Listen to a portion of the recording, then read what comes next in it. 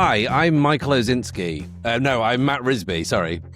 And I am Tyler Esselman. And you're listening to This One Goes to 11.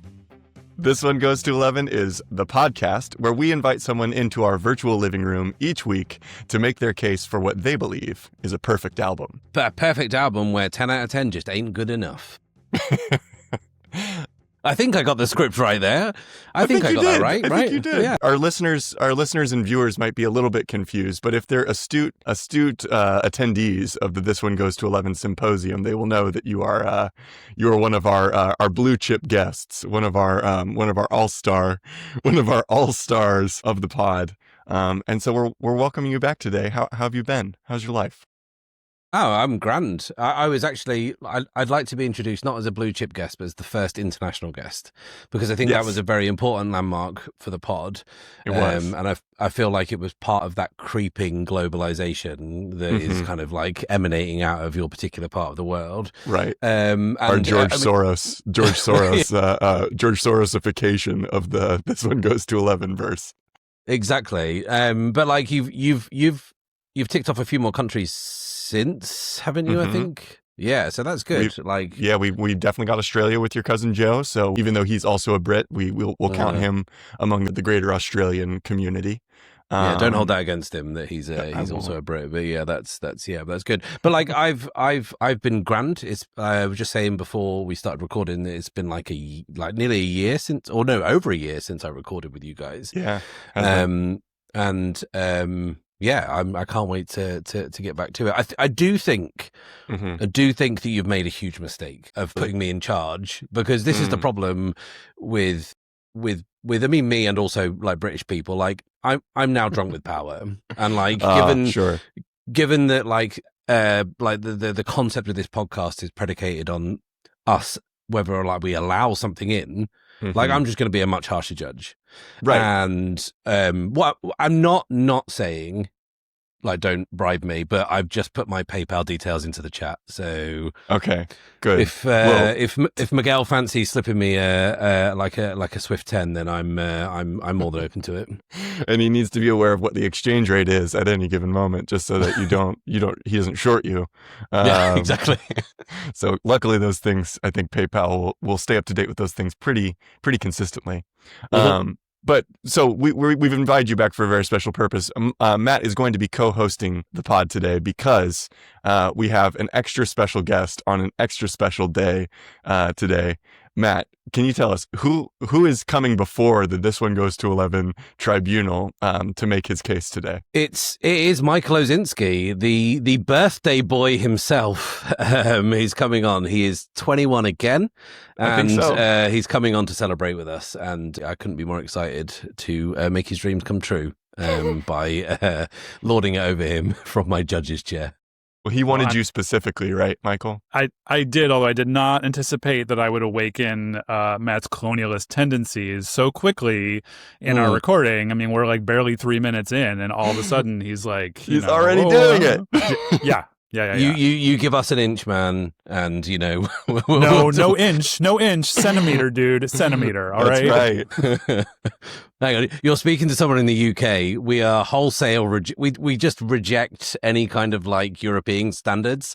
So like, and I'm not joking. Like a principal driving force of Brexit was like older people saying we want pounds and ounces back. We don't want kilograms. Crazy. They're crooked.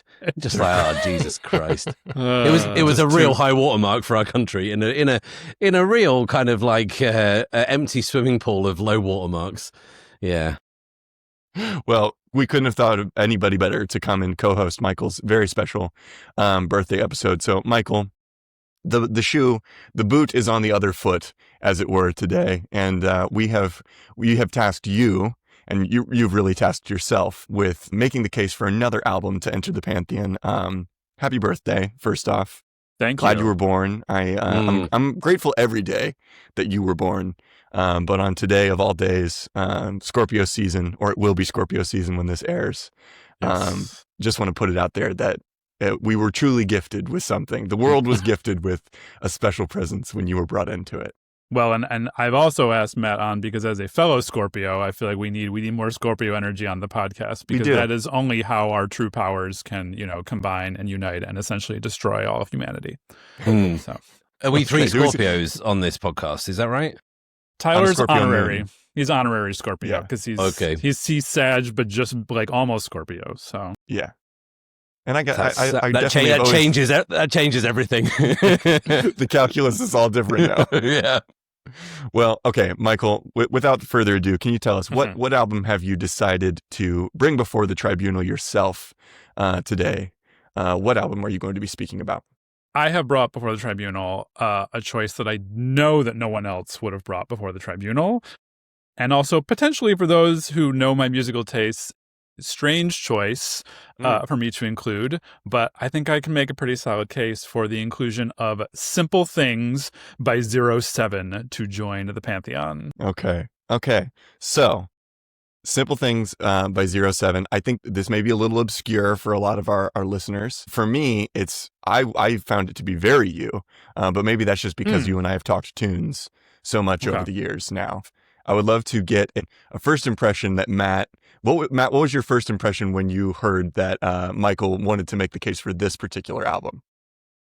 In a few words. Well, when you told me that I was going to be asked to come on and judge Michael and his musical tastes, I was starting to kind of swat up on Pearl Jam, like just instinctively, right? Already done it. We already did it. Yeah. But like, it's your show. You can do it again. Do what you want. It's true. It's your birthday. It's your birthday. Yeah. We can all get in there. So I was quite surprised, but then also I know this album very well, and I have a lot to say about it, actually. But although it is not about me, and it's not my birthday just yet, I didn't know how well this traveled internationally, this record. It was fairly big in the UK, and it was fairly big for reasons that I'm sure we'll get into in a bit, because it was kind of part of a sort of a scene. But I also think it's very curious that I got asked on to talk about this when in the episode that we did together, I said there's a whole bunch of music that wouldn't exist without Massive Attack's Blue Lines, and here we are. Exactly. Yep. Exactly. You see the thinking here. You're connecting the dots, Mr. Risby.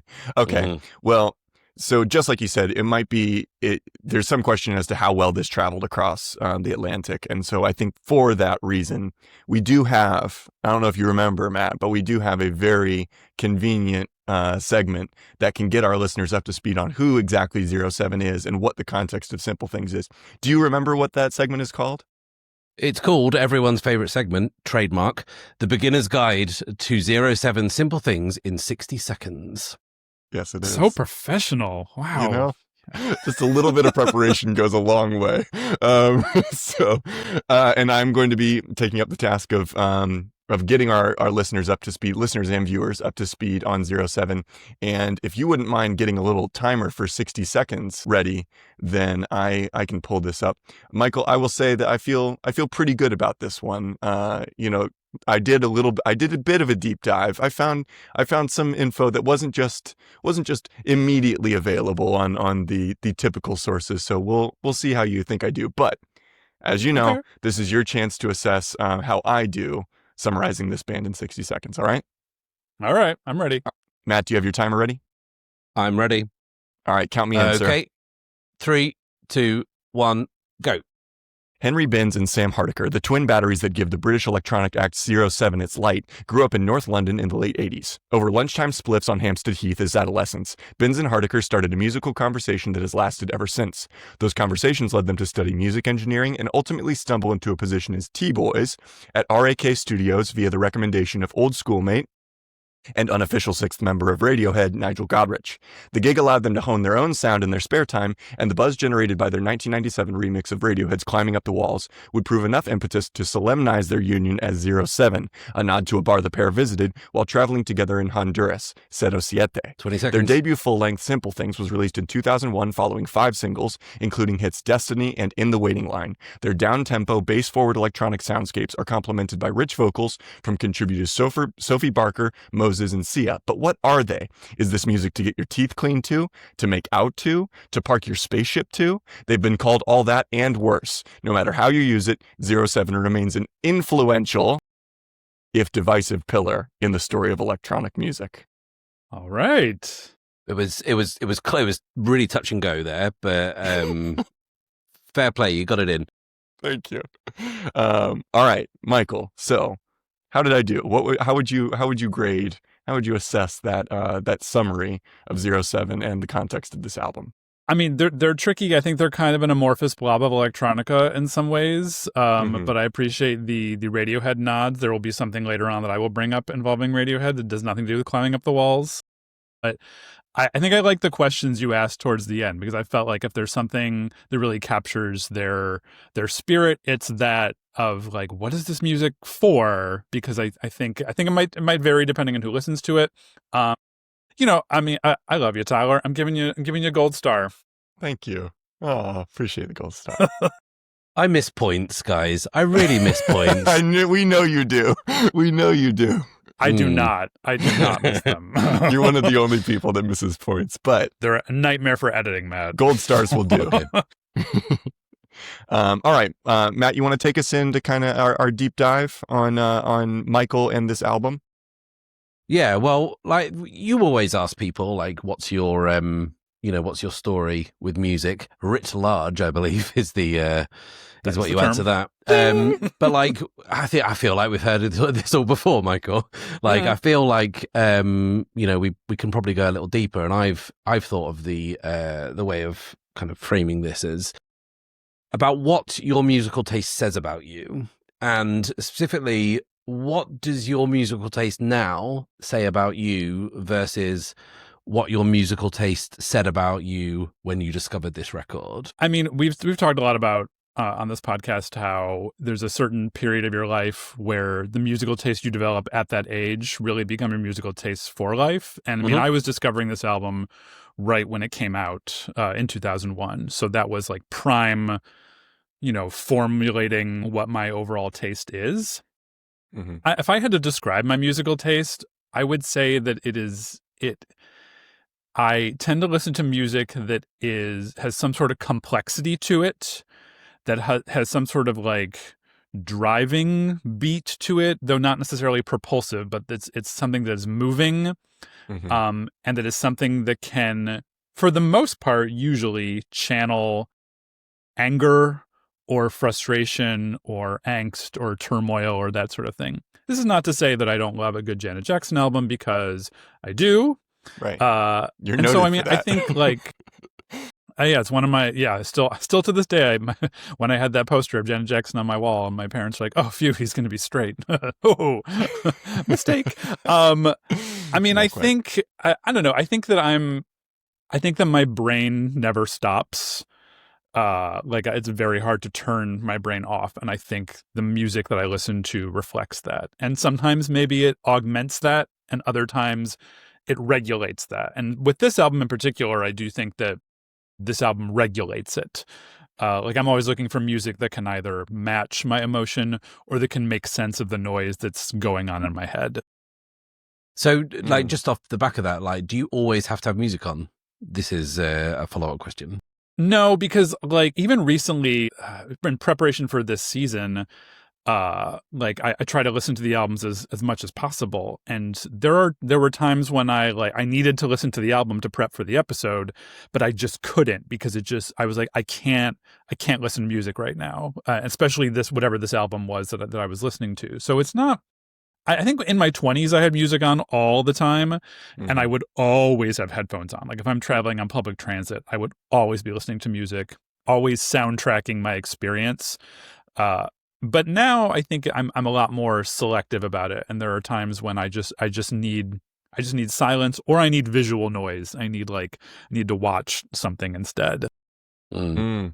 I was thinking about this the other day. Like I went to the gym the other day and I forgot my headphones, and like there's like 3 reasons why that's terrible. Like the first one is you have to listen to whatever they're playing in the gym, and it's rarely Nick Cave. Do you know what I mean, right? So it's rarely. Yeah, I mean, rarely. So it's never like anything introspective. It's always kind of fairly up tempo, whatever. Secondly, like you have to hear other people kind of like grunting and just like straining. And then thirdly, like just the creaking of your own bones as you're doing your workout. Seriously. So like it was just a nightmare. And I think it was like, it should be illegal. I think they should have headphones just at every counter just to give them out for free. Like United Airlines giving out those free little wired doodads. All right. Well, let's see where. So speaking of kind of music to lock into, what is this album to you, Michael? Tell us about your meeting of 07, and if you had preconceived notions before you started listening to them. What was that meet cute like? Pretty sure that my first encounter with this was back when MTV2 existed. Also when MTV played music videos. Also, please get off my lawn. But I think I was the video for Destiny. And watching that and hearing that, like, there was something about the combination of those two together that, I mean, like, there's first of all, there's something about the song and the sort of like whatever's going on chord wise in it. There's something kind of sharp, and I mean, that always appeals to me. But also the video, it's animated, but it's like animation drawn on top of recorded footage essentially. I mean, I say footage like it's found or anything, but I think it's purposefully recorded. But it's this woman sort of walking through a city and just kind of observing people, like on public transit, in parks, like often people, and kind of like showing some sort of intimacy in a public setting, but also sometimes just catching people like look at each other on a train, or like just staring off in the distance, or like an old couple that's just like sitting on a park bench together.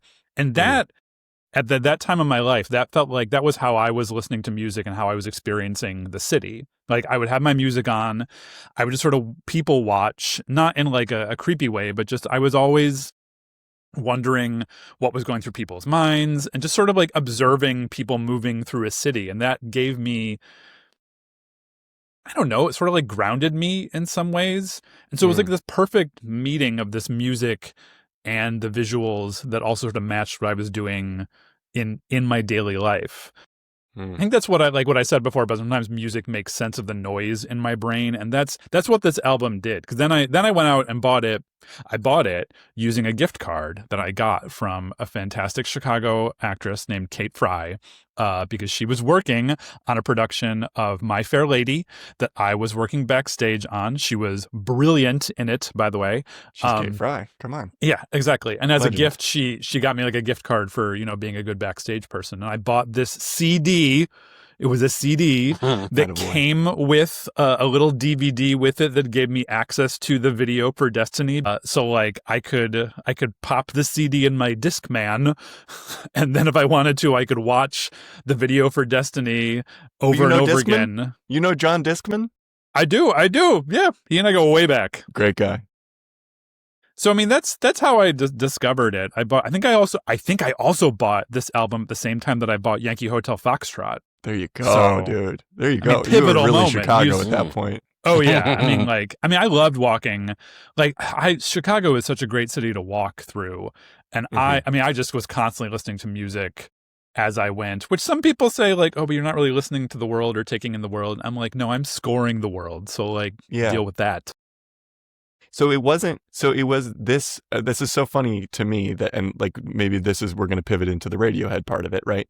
But like, it's funny to me that they're so notable for that Climbing Up the Walls remix, and that wasn't your entree into them. Were you aware of the remix before, or was that, like, that was Discovered it afterwards.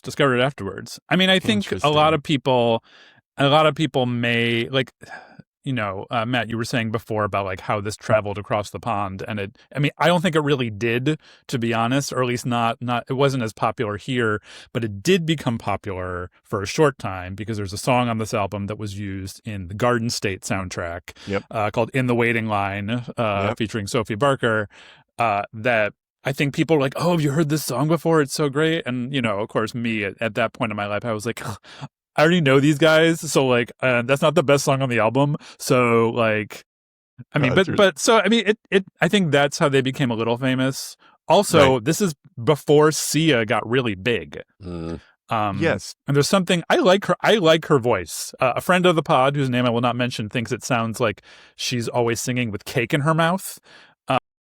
I just think I think it's just a vocal thing that I really dig. How can you hear the cake?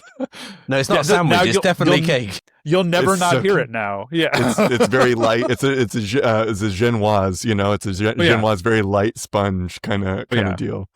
Damn, I can't remember who that is, but we need to confirm that off pod.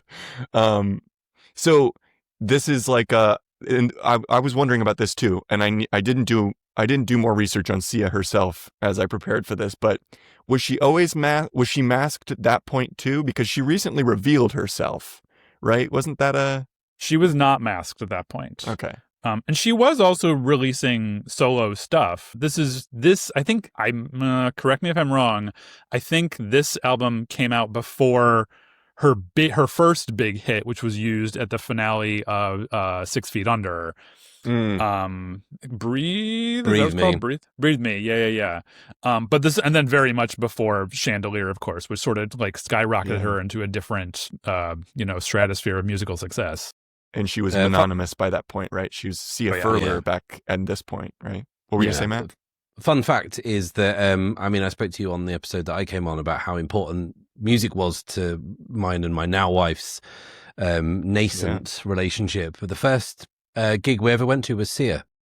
And it was in Leeds, which is just like 40 minutes from where we live, and it was in a venue called the Cockpit, which is essentially just a shed. And the reason that we went to see Sia, because she had no real profile over here at that point. People knew her from 07, but she was huge in Australia, and my wife had just been traveling in Australia and had come back with the 2 albums she did in the kind of like the mid-aughts, and then we saw her on the tour that she did. It's called Some People Have Real Problems, something like that. The album. And it was for that tour, and she was very much masked still at that point in 2008. A wide variety of like papier-mâché constructions that she brought out and kind of wore on that gig. But that was before she started writing songs for Beyonce or whatever. Right? She's fascinating. Yeah, she's got some weird. She is like, I think proto. Is probably more influential kind of in a pop sense in the mid-aughts than we give her credit for. But I think that's probably the continental divide at play. I'll also say, Michael, you included a Sia song on one of the playlists you've made for me that was most impactful, and that was The Church of What's Happening Now, which I can't remember what album that's from, but that's a damn good song. Color the Small One, which I think is actually, that was like, because she wrote these kind of like quirky pop-ish songs, and then Color the Small One got kind of like sweeping and lyrical at times, and then she just went full-on pop, where she's just like, I'm just writing dance tunes now. Bless. But all solid. I mean, good songwriter. I like her voice, cake and all. Cake and all. All right, so let's kind of set the circumstances, set the given circumstances of this argument for you a little bit, Michael. So when you were first kind of like forging this relationship with 07, it was pretty obscure. It sounds like for maybe other people. Did you know other people that were listening to this? Like, was this something you felt like you were in the know about? I felt very much like I felt like I was introducing people to 07. And I think to varying, some people I think dug it. Other people were kind of like, what's this? This is like prime, I'm making mixes for people all the time phase. So like 07 songs made it onto many, many mixes. Right. Especially as like an interstitial song, you could kind of like use this as a little transition piece on a mixtape. I like. You could, although I will say, my dear friend Nitsa, who has been a guest on this pod, said that every mix I made for her, there would always be like some sort of down-tempo song, and I would always pivot out of a down-tempo song with Stevie Wonder. Like, really? Always. Like, almost always. Oh, I like that. And she's like, I know that like when the mix reaches like a bit of a lull or something, that you're gonna uptight everything's all right or something's gonna come on right after that. I don't know why. I don't know why. It's just like, again, I think making mixes gave people a preview and like what's going on in my head. Like, you know, the sanitized version of what's going on in my head. You've made me mixes with CSNY. You've made me mixes with Sia, you know, like all kinds of stuff. You're full of multitudes, Osinski. There's no denying that. Thank you. All right, but so then Matt, as our British character witness here, give us a little bit of context for maybe your perspective on 07, either from a similar era to what Michael's, to when Michael was getting to know them, or kind of like how you look at their reputation now. What's your feeling about 07 overall? So 07 came on my radar for the simple reason that they were nominated for the Mercury Prize in the UK. I don't know how aware you are of that. It's like a UK only prize, but invariably it's always a good list of records. And if you were a lazy music fan, you could probably just buy the 12 albums every year that were nominated for that, and you'd get a broad spectrum, because there'd always be like a random jazz album on there, something you never heard of, something that was indie that crossed over and did well, and then a bunch of stuff like this. And this is where I heard 07 for the first time. I'd just kind of finished uni, and it was interesting because it came at a time where there was a nascent scene. Oh God, you've used the word nascent twice now. That's appalling. Do it. No, it's good. It's great. No, yeah. I want one more, really. You should do at least one more. There was a nascent scene, which is dreadfully called chill out, right? And it was basically driven by dance labels and or clubs like Ministry of Sound and Cream, who were big nightclubs that, you know, in the UK and probably internationally as well, released compilation albums of club anthems, insert name of year or whatever. But there was a definite shift in the early 2000s of this kind of because in the 90s, Ibiza and the Balearic Islands were just like the biggest party scene in the world. But at the end of that kind of Cool Britannia bubble bursting, you know, the hangover begins, it sort of moved away from not quite being the glamorous place that you thought it was.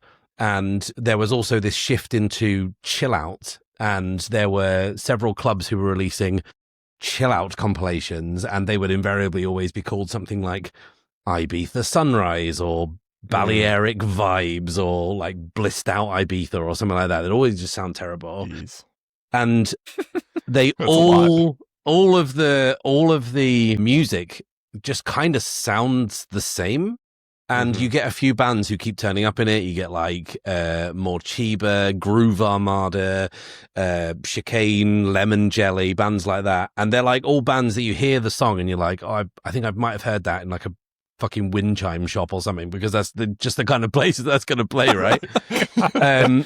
But then you get bands who are kind of maybe slightly unfairly grouped in there, as you always do, like people like Air, and you know, Moon Safari by Air is I think an album that 07 owes a fair bit to, I think. I knew this would come up. Right. Yeah. But 07 almost became the legitimate part of chill out, if you see what I mean.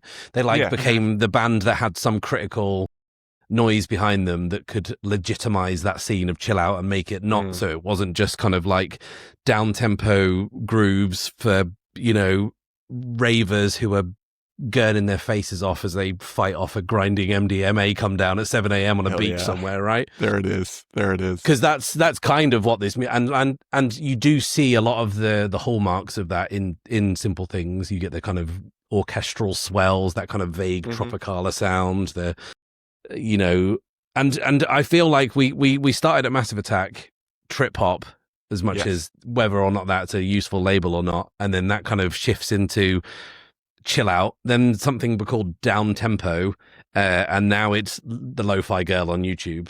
And okay, thank you for that. That was exactly the trajectory that I was going to put out there too. This is I see a very clear line between that girl studying on the YouTube video and a Massive Attack in Bristol in the early 90s. I see it.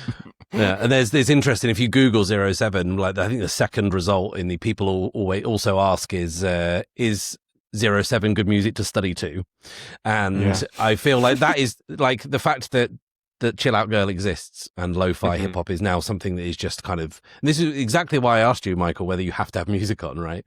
Because like it's now music that people just use to fill time between time and like fill decibels somewhere, but like somewhere along the way the meaning got missing.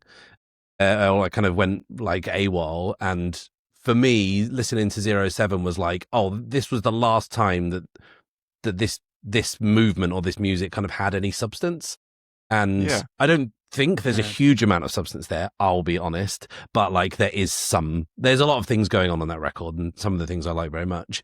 But for me, 07 stands almost like the poster boy for a kind of a musical scene, not even a scene really, a musical genre, which was all marketing and had absolutely nothing to it. Yeah. How do you take that? How do you take that, Michael? I mean, I think I think that some of the songs on this album, there is an element of no substance to, in the sense that like, a lot of this album can sort of exist as background music. Usually the instrumental ones tend to be a little more in that vein. I will say though, I mean, I think that something that you said they sort of became like the poster boy or like the legitimate version of this music, is that I think that there is and I think maybe a reason why I like this as opposed to some of the other things that you mentioned. Like I had the Groove Armada album, which I will say, like, there's the one song, I See You Baby, and that was it. Like the rest of the album is kind of, I don't know what's going on there. At least with this, I feel like there is something interesting that they're doing, because I was thinking about whether or not this is sort of a forerunner to like ambient music in some ways. I don't think they're the same, because I think that there's something more going on with this music. Ambient feels like it has a little less complexity to me, and that's kind of the point. Whereas I don't know, I just think that I think there is heart underneath a lot of these songs that make it not just something you can have in the background. Like I think about something like on this album, the song This World, which is just sort of like this sweeping song that wouldn't be used just as background music in a movie. It would be used at like a climactic moment when, the director really wants to, move the audience in some ways. And I would say that I like this album better than Moon Safari, frankly, because I just think that the Moon Safari is a good album. It just feels like I just can't get over the fact that they provided the score to the movie The Virgin Suicides.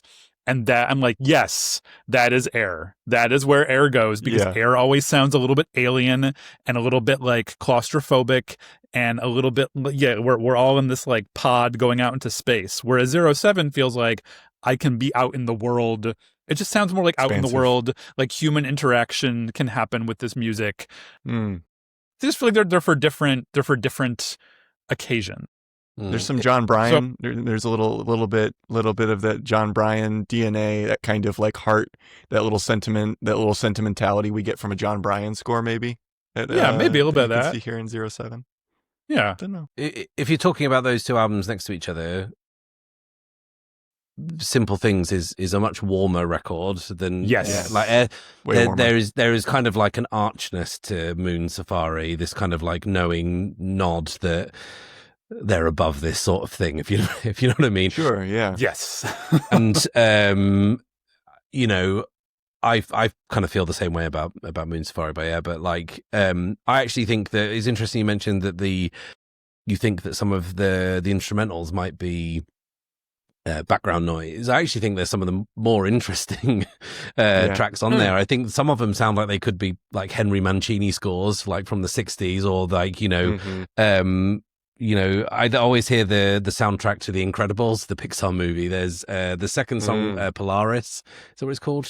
Polaris definitely has that vibe that it could be in that have that 60s spy hideout feeling to it. There's like a continued use of like Burt Bacharach style like break up horns, which was very they're really good. But then like I like that. Then you get into the hallmarks of the chill out. You get Rhodes piano, or I always get confused whether it's a Rhodes piano or a Hammond organ. I'm never quite sure the difference between the two. I think it's a Rhodes. Yeah, I think and then because Hammond organ, I think, is something that like Pearl Jam started using mid to late career. Yeah, let's be honest, it's kind of late career Pearl Jam now. But like when they added another member, I think that was Hammond. Yeah. Maybe. But yeah, you get that feel that, and I found it fascinating. Just winding back to the beginning of this, you said that you liked to soundtrack your walking around a city to this, whereas the entire feel of this record is like being on an abandoned beach somewhere. Do you know what I mean? It's really interesting. There's that juxtaposition. I don't. Maybe that's the fact that the thing that I love about this album is the way it holds things together for me. Maybe that's why it doesn't feel like being on an abandoned beach to me. This feels like I'm listening to something that's underneath what like everyone's conscious selves. I don't know where I'm going with this, but like I just think about when I was in my 20s and I would sit sometimes on park benches, or I would be like on the L in Chicago and just like sort of like a real quick, like 30-second character study of people I was watching. And with maybe the music helped me make sense of that. But I always felt like this turned off a lot of the noise so that I could hear something and see something that was more authentic. I don't know. I'm kind of spitballing here, but I hear you saying that I hear you expressing a voyeur, like it sort of, it allows you sort of like a soundtrack to a voyeurism that you have to people and places around you, but that maybe you feel separate from, like that's also something I hear you saying, which maybe, I think is an interesting character study of you as a person, but like, I wonder how this music relates to that sensation of maybe you feeling separate from everything that's going on around you, I mean, that is very Enneagram number 4 of me to do, but yes. There it is. I mean, it's like, I was thinking about this. I'm like, this for Scorpio, Enneagram number 4, I am like, this album feels like it's like right in the pocket for that of like, like distancing yourself, but observing the world, but like also like feeling everything very deeply and no one understands me. Like, it's, I don't know, but we don't have time for therapy. All right. Well, this is a great time for us to talk about your standout track then. So, Michael, what have you chosen as your standout track from Simple Things? I mean, I've already mentioned it, but it's got to be Destiny by 7's, featuring Sia Furler at the time and Sophie Barker. All right. So if you're listening and watching on YouTube, you're about to see the video of the Michael standout track. And if you just keep watching the playlist, just do that on YouTube. I think that's how Matt does it. Matt, you watch on YouTube, right? Isn't that what you're? I do. Yeah. I want to see you in the flesh. Yeah. You know what I mean? Like, it's I don't want to just hear guy. I don't want to imagine what you guys look like. That's awful. Exactly. So check out Michael's standout track, and then join us in the second part. Here you go.